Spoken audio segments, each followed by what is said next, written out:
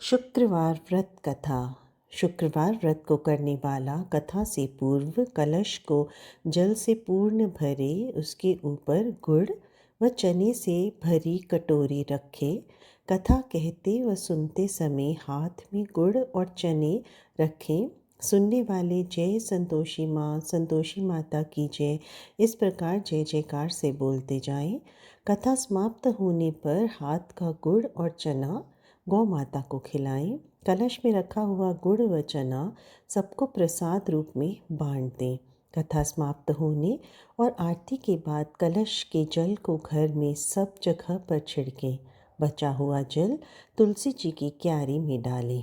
माता भावना की भूखी है, कम ज़्यादा का कोई विचार नहीं। अतएव जितना भी बन पड़े प्रसाद अर्पण कर श्रद्धा और प्रेम से प्रसन्न मन हो व्रत करना चाहिए। व्रत के उद्यापन में 2.5 सेर खाजा, चने का शाक, मूंगदार पूड़ी, खीर नैवेद्य रखें। घी का दीपक जला संतोषी माँ की जय जयकार बोल नारियल फोड़ें। इस दिन घर में कोई खट्टाई ना खाए, ना दूसरे को खट्टाई खाने दे। इस दिन 8 लड़कों को भोजन कराएं। देवर जेठ घर के ही लड़के हों तो दूसरों को नहीं बुलाना। अगर कुटुंब में ना मिले तो ब्राह्मणों के, रिश्तेदारों के या पड़ोसियों के लड़के बुलाएं। उन्हें खट्टाई की कोई वस्तु ना दें तथा भोजन करा यथाशक्ति दक्षिणा दें। तो आइए कहते हैं शुक्रवार की कथा। एक समय की बात है, एक नगर में कायस्थ, ब्राह्मण और वैश्य जाति के 3 लड़कों में परस्पर गहरी मित्रता थी। उन तीनों का विवाह हो गया था।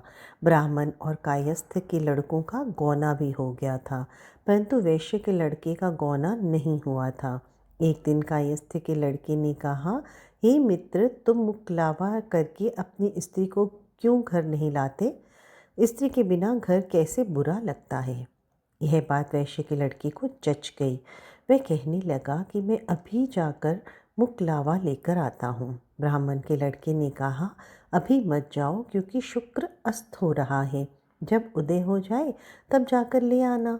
परंतु वैश्य के लड़के को ऐसी जिद हो गई कि किसी प्रकार से नहीं माना। जब उसके घर वालों ने सुना तो उन्होंने भी बहुत समझाया, परंतु वह किसी प्रकार से नहीं माना और अपने ससुराल चला गया। उसको आया हुआ देखकर ससुराल वाले भी चकराए। जा माता का स्वागत सत्कार करने के बाद उन्होंने पूछा कि आपका कैसे आना हुआ। वैश्यपुत्र कहने लगा कि मैं पत्नी को विदा कराने के लिए आया हूँ। ससुराल वालों ने उसे बहुत समझाया कि इन दिनों शुक्र अस्त है, उदय होने पर ले जाना, परंतु उसने एक ना सुनी और अपनी पत्नी को ले जाने का आग्रह करता रहा। जब वह किसी भी प्रकार ना माना तो उन्होंने लाचार होकर अपनी पुत्री को विदा कर दिया। वैश्यपुत्र पत्नी को एक रथ में बिठाकर अपने घर की ओर चल पड़ा। थोड़ी दूर जाने के बाद मार्ग में उसके रथ का पहिया टूटकर गिर गया और बैल का पैर टूट गया। उसकी पत्नी गिर पड़ी और घायल हो गई। अब आगे चले तो रास्ते में डाकू मिले। उसके पास जो धन, वस्त्र, आभूषण थे वह सब उन्होंने छीन लिए। इस प्रकार अनेक कष्टों का सामना कर जब पति पत्नी अपने घर पहुँचे तो आते ही वैश्य के लड़के को सर्प ने काट लिया। वह मूर्छित होकर गिर पड़ा। तब उसकी स्त्री अत्यंत विलाप कर रोने लगी।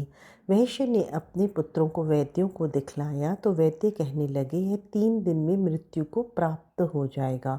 जब उसके मित्र ब्राह्मण के लड़के को सारी बात का पता चला तो उसने कहा, सनातन धर्म की प्रथा है कि जिस समय शुक्र का अस्त हो कोई अपनी स्त्री को नहीं लाता, परंतु यह शुक्र के अस्त में स्त्री को विदा कराकर ले आया है। इस कारण सारे विघ्न उपस्थित हुए हैं। यदि यह दोनों ससुराल वापस चले जाएं और शुक्र के उदय होने पर पुनः आवे तो निश्चय ही विघ्न टल सकता है। सेठ ने अपने पुत्र और उसकी पत्नी को शीघ्र ही उसकी ससुराल वापस पहुंचा दिया।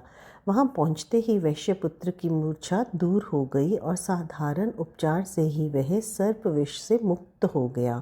अपने दामाद को स्वस्थ देखकर ससुराल वाले अत्यंत प्रसन्न हुए। वैश्यपुत्र अपनी ससुराल में ही स्वास्थ्य लाभ करता रहा और जब शुक्र का उदय हुआ तब हर्षपूर्वक अपनी ससुराल वालों ने उनको अपनी पुत्री सहित विदा कर दिया। इसके पश्चात पति पत्नी दोनों घर आकर आनंद से रहने लगे। इस व्रत के करने से अनेक विघ्न दूर होते हैं। बोलो संतोषी माता की जय।